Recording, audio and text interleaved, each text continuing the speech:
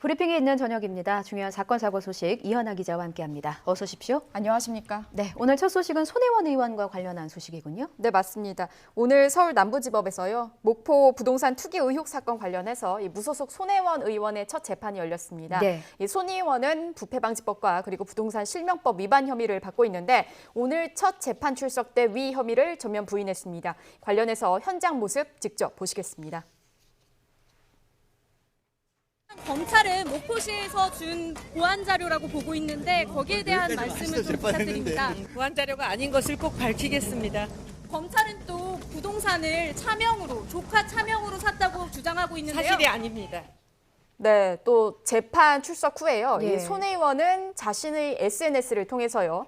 사법부를 믿는다. 당당하게 진실을 밝히겠다는 내용을 담은 글을 페이스북에 남기기도 했습니다. 예, 그렇군요.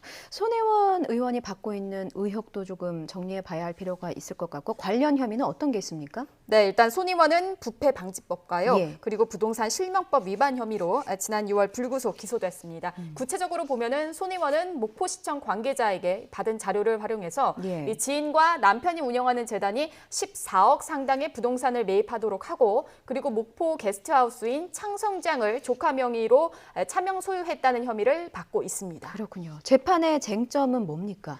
손 의원 혐의 중 하나가 이제 부패방지법을 보면요. 예. 공직자가 업무 처리 과정에서 알게 된 비밀을 이용해서 재물 또는 재산상 이익을 취하는 행위를 금지하고 있습니다. 부패방지법을 근거로 이제 공직자가 업무상 비밀을 이용했다는 사실이 밝혀지면요. 예. 뭐 7년 이하 징역 또는 7천만 원 이하 벌금에 처해질 수 있습니다. 따라서 이제 손 의원이 목포시청 관계자를 통해 받은 이 도시재생 사업 계획이 비밀 자료인지 밝히는 것이 최대의 쟁점입니다. 예. 또 목포 게스트하우스인 창성장이요. 손 의원 차명 재산인지 여부도 유무죄를 가르는 주요 쟁점 중 하나입니다. 그렇군요. 그럼 오늘 첫 재판은 어떻게 진행이 됐습니까? 말씀드린 쟁점을 중심으로 좀 설명을 드리면은 예. 손 의원 측과 검찰 측이 정반대 주장이 오갔습니다. 예. 손 의원 측은 이제 공소 제기된 범죄 사실, 즉 혐의를 모두 부인한다고 밝혔습니다.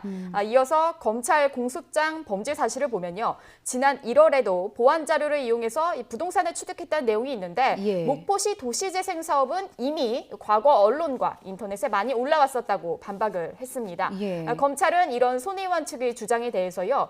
보안 자료 내용이 일부 언론에 보도됐다고 하더라도 확정된 단계가 아니기 때문에 비밀성이 유지된다고 이렇게 맞섰습니다. 예. 이어서 또 이 해당 사업이 지난 4월 1일 고시로 확정됐다는 점을 참고해서 기소했다라고 밝혔습니다. 그렇군요. 다음 재판은 언제입니까? 네, 오는 10월 21일 다음 재판이 열릴 예정입니다. 예. 말씀드린 목포시청 관계자로부터 받은 이제 자료가 보안 자료였는지 그리고 또 게스트하우스 창성장이 손 의원 차명 재산인지 또 조카 재산인지에 대한 이 검찰과 그리고 손 의원 측의 치열한 법적 공방이 예상됩니다. 그렇군요.